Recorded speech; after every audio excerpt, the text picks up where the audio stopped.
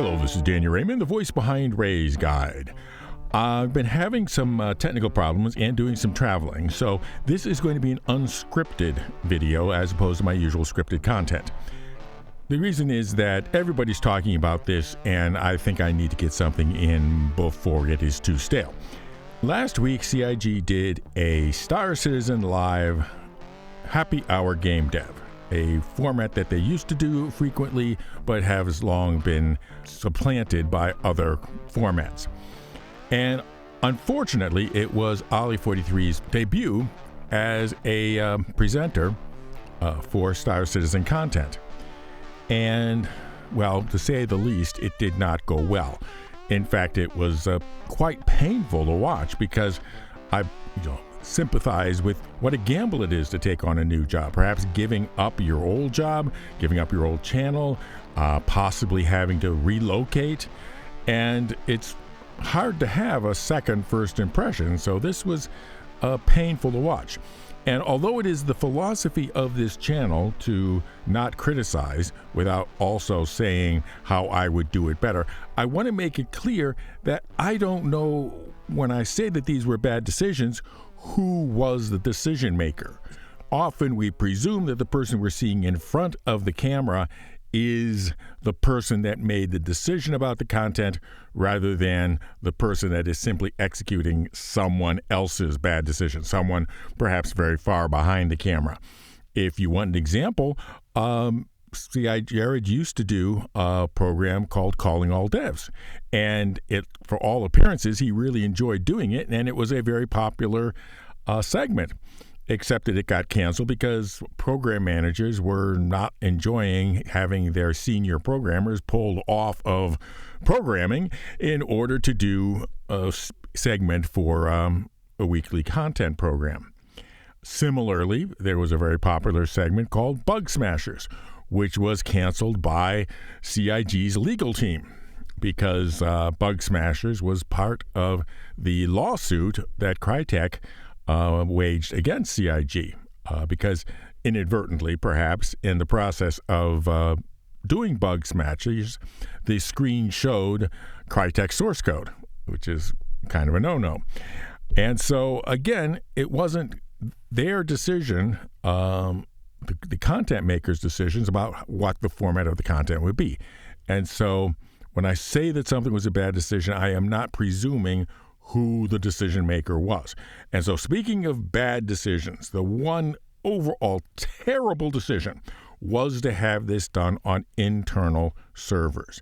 It did two things, both of which were very poorly considered. First of all, it set expectations high. They said, we know that you're having trouble on the PTU, but here we're in this other environment and we're not going to have all those problems. And that did two things. First of all, when things did show up imperfect on their internal servers, which why wouldn't they? It's still a alpha and it's still a test build. So when things didn't show up, it was like, oh my gosh, this is even how it is bad in their perfect environment. It's not a problem with the servers, it's a problem with the code. How bad is things? And that's a perfectly reasonable thing, and they set themselves up for it by not doing the job in the PTU. The other reason why it was a bad decision is it advertised right from the start, this has no relevance to you. It says, okay, this is what we see. This is not what you're going to see. So watch what we're going to see, and you'll never see it quite like this because this is an entirely different environment. And so you've immediately told your entire audience that they really don't have any reason to take this seriously. You've immediately taken the level of interest way down and sort of insulted your viewers. Now, you might say, as they did, well, we didn't want to show all the problems that were happening in the PTU. And quite to the contrary, you do want to show those problems because you use those problems as a way to educate and a way to inform. Okay, we got some hitches here. We got some low server frame rates. What causes that? How do we diagnose it? How might we be able to solve it? We know we're working on this. We have people working on it, and we expect this to be solved. Now you've set people's expectations properly, and you've informed them. And one of the things we're mostly looking for from CIG's content versus just any old random streamer on Twitch is that we're expecting to be informed by the people who know.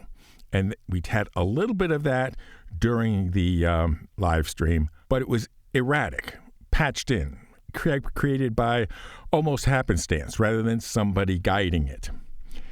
And that brings up the second problem, the second bad decision. And again, this is making no reference as to whose bad decision it was, but the bad decision of Ollie being in the game, playing the game, rather than being the host.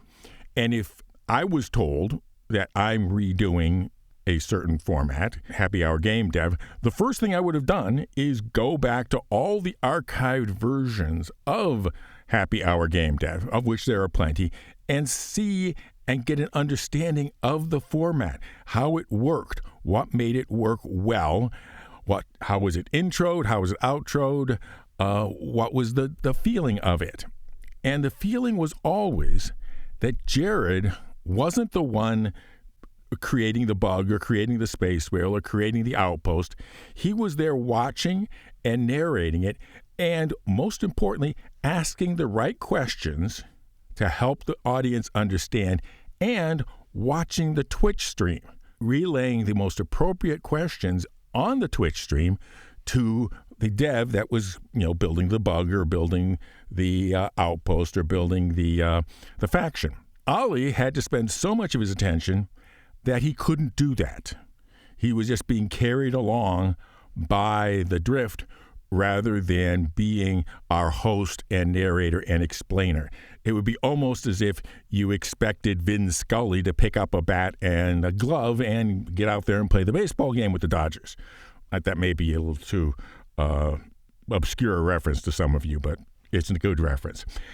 Anyhow, the point is, it explains why halfway through, Jared had to interrupt and again explain that they were playing on a test environment and why they were playing on a test environment, because quite literally, the Twitch stream was blowing up about why aren't you doing this on the PTU? And Ollie made no reference to that either because he had no ability to see the Twitch stream, or his attention was much too focused, had to be completely focused on playing his own game. So that was a mistake. He should have been, as Jared always did in this sort of thing, been the narrator, the explainer, the audience's proxy. CIG has a long history of doing live demos, almost a tradition of, but always Chris Roberts or someone was up there on stage. They never expected Chris to be the one handling the joystick and mouse or the keyboard. He was always the one explaining it there, narrating to the audience, and occasionally these live demos went very badly, famously badly, but you always had Chris explaining things and talking to the audience and keeping it alive and interesting to the audience while behind the scenes things were scrambling. And having Ollie in there not seeing or not being able to pay attention to the Twitch stream completely undermined the usefulness of the program. And I don't want to blame it on Ollie as being the one who made that bad decision, but it was a bad decision. And that is also reflected how the ending of it was so clumsy that Jared had to come up and sneak up behind Ollie and tap him on the shoulder and whisper to him that time is up. Because that is absolutely the last resort that a director would do. I am positive that for at least a couple minutes before that, they were behind the cameras making very well understood signals about how it's 2 minutes left, 1 minute left, time to wrap it up, time to cut, because if I make a slashing motion across my throat, it means cut the scene short. If I make a revolving motion with my hand, it means pick up the tempo. Ollie, because he had to be 100% focused on playing his game, either didn't see those director signals or, for lack of experience in broadcast and theater, didn't know what they meant. And again, I don't know which one it is, but obviously having Jared come up and tap him on the shoulder was the last resort. And it is also interesting that he didn't really understand. There was apparently a complete miscommunication about who was doing the outro or what the outro should sound like. Again, if I was doing this, I would have made it very clear who, whether it was Jared or Ollie or someone else, who was doing the outro. It would have been part of the outline of the episode, and some notion, either already scripted, already outlined at least, or from having watched all of the prior Happy Hour game devs, what an outro from a Happy Hour game dev should sound like. And again, I'm not going to try to say whose error it was, but it was an error. And it was a simple, basic error that you wouldn't have expected people that have been doing this for so long would have made or would have allowed a newcomer to make. Somebody was not talking and somebody was not listening, is all I can figure. I'd like to also talk a lot about the current state of CIG's content and how it reflects kind of where we are in the game. Because this one episode seemed to percolate up a lot of frustration that many content creators and longtime users have had with the last year or so of content from CIG. And there's been an evolution of the content from CIG. Early on, in the first couple of years, they were thinking that we were all people that were potential peoples interested in this project, but not really understanding what this project was. And so the content was very heavily focused on Q&As. And you had shows like 10 for the Chairman was a very popular show in the early days.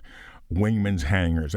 All of these were very much Q&A focused shows because they presumed that the audience they were seeing were people that were curious about the project and had many questions about the project. Later on, we're talking about the middle levels of development, that evolved into less about people whether or not they were interested in the project, but wanting to stay abreast, wanting to learn more and more in depth than a simple Q&A. And so we got a lot of deep dives into features and technologies. That's where the original Happy Hour game devs became popular about 3 years ago because they delved into the tools and techniques and processes and creativity that went into the game. And tellingly, in the first period of CIG's content, shows always ended with a thank you to the backers who were the subscribers who were paying for this video content. In the second phase, Jared became almost cliche to end all of these shows with, well, what did we learn today? That reflected that we were together, him, CIG, us, learning about the game, learning about the process. And later this evolved into Jared's second famous outro, which was always about thank you for joining us on the path of open development. And again, this was a shared thing between us and them, learning about what was going on, sometimes in very great behind-the-scenes detail. And for myself, and I think for a great many of other backers and particularly content creators, this was the golden age of CIG's content creation because it gave us so much to discover and learn on and to build on for our own content. But in the last year or two, it has switched again, and it has become much, much, much focused on we're not curious people just learning about the game. We're not interested deep diving into the game. We're customers. And CIG's content is always becoming about selling us on this ship, selling us on this patch, selling us on this feature with a very short, not so much in terms of learning what's behind it, but selling us on why we need to be interested in playing the game. Everything has become marketing focused, and we are less passengers with them on the journey and more customers. And maybe that's accurate, maybe it isn't, but it is what I think is behind a lot of the frustration from backers who got into the game in that first or second period. And so it all boils down to the question of, who does CIG think we are? And for each of us, are we still the typical person that CIG is looking for from this content? And I think that might be very much what was behind the decision not to show the demonstration in the PTU, because they were afraid that the PTU would not, and it's in its current conditions, would not sell us on the game, would not sell us on 4.10. And so I think very much that is the attitude behind why they said, show it in the dev environment, because that will sell better. That will have more pizzazz. That will give people hope that what they will eventually see is not what they're seeing in the PTU. It was all about treating us as customers and not as learners, not as people that want to discover what's going on with the problems that are in the PTU. Now for an update on my channel events, we have the VRU at Squadron 42 for the VR headset, and things are still moving along. I'm now expecting to give away this VR headset in December, so there is still time to join at the Captain's members or to upgrade your regular membership to a Captain's level and get in on this giveaway. Also, we have our regular Grow the Channel giveaways next year for DefenseCon, or whatever they'll be calling it. I'll be giving away the Banu Merchantmen, and then in just a few weeks at the IAE Expo, I'm giving away the Galaxy, which will be the big new giveaway ship for just flyable for this year's IAE. One entry per video for all of these. Members, at any level, you're entered automatically. Everyone else, just subscribe, and somehow including the secret word. And the secret word for this video is who had the chance to make a first impression with this video. Fly safe, keep it real, and I'll see you in the verse. This is Daniel Raymond with Ray's Guide.